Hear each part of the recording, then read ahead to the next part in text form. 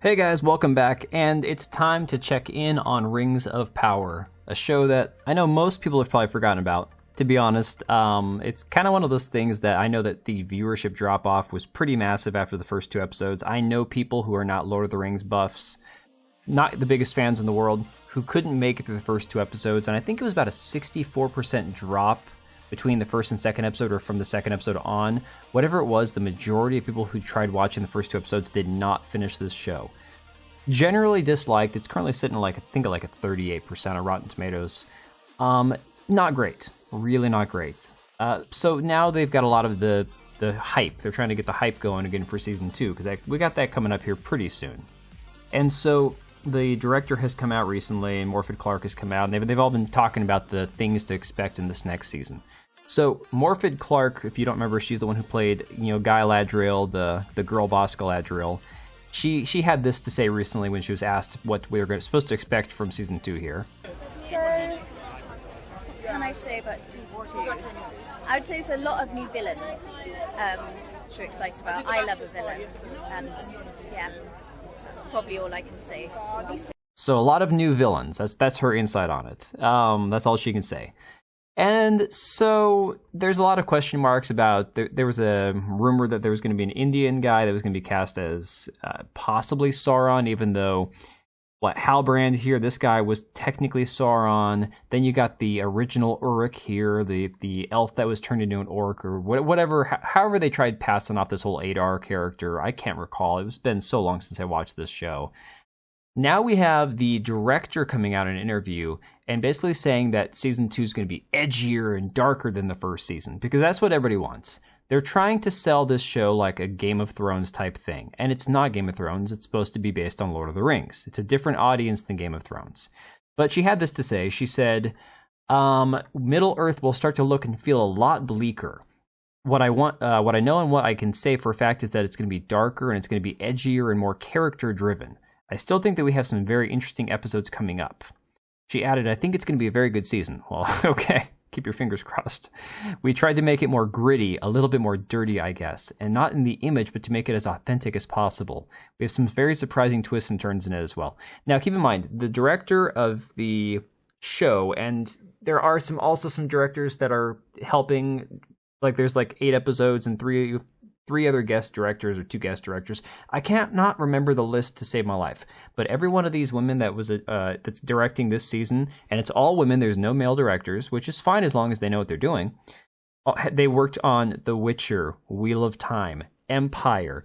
None of these women are suited to direct a show about Lord of the Rings. I'm just going to come out and say it. I'm being as honest as I can be. This season's going to be worse than the first one, I guarantee it. So J.D. Payne and Patrick McKay, the guys that somehow convinced Amazon to make this show, they had zero experience in Hollywood other than being failures. They wanted to compare this to Batman Begins. So they said Payne compared season 1 to Batman Begins and season 2 to The Dark Knight, with Sauron maneuvering out in the open. And because he says, we're really excited, season 2 has a canonical story. No, it won't, because it's not canon. They can't make it canon because they don't have the rights to make it canon. That's the problem from the get-go. And so from that Park Place, we now have this article about how they've basically been force-feeding lies to shills, to scoopers, to anybody who has a decent following on Twitter, on social media, to try to throw people off about what their plan is for season 2. So the article here says the scoopers posted to X writing, Fellowship of Fans has been made aware of a long-term plan carried out over roughly the last 6 months by the production and team members of the Rings of Power to release and spread false rumors pertaining to Season 2. They continued, due to this revelation, Fellowship of Fans will be halting any releases of future reveals and scoops for the time being in order to undertake a full investigation to reevaluate and analyze our previous scoops and reveals for Season 2. To see if we have misreported anything or released purposeful misinformation and get to the bottom of all this. They conclude by saying, from what we understand, this attempt was to catch out people who were leaking in the crew and to make sure in the future that outlets would be leaking out wrong information. We will get back to you guys in a few weeks' time to update you if we have any updates from our investigation, which will include a list of the headlines, big scoops, and reveals from us and other outlets that we can confirm is true and not misinformation they included. So it is hilarious to me that Amazon, who, just like Disney, they employ these accounts that have a decent sized following, and they're just shills. They're people that want that access media privilege. They're people that hope to get invited to the premieres. I mean, a lot of them are aspiring YouTubers, no hate. People like Grace Randolph, who does a lot of reviews. I mean, she's a YouTuber, but she is known as a critic because of the fact that she has built her brand on YouTube. Unfortunately, she's dishonest and only, she'll shill for Disney and say everything's great and wonderful even when it's not. That's how a lot of these accounts are, these social media accounts that want the clout. They won't ever say a negative thing about these companies, about their shows.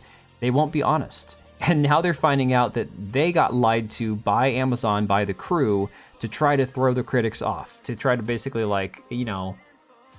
hide whatever it is that they have planned for season 2. That tells me this is going to be really, really bad. Ironically, I actually, side note, I can't review items on Amazon anymore. On my Amazon account, where I purchase all my items for a decade now, my privileges to review items has been removed because I had a critical review of Amazon's, Rings of Power, the first season when it came out.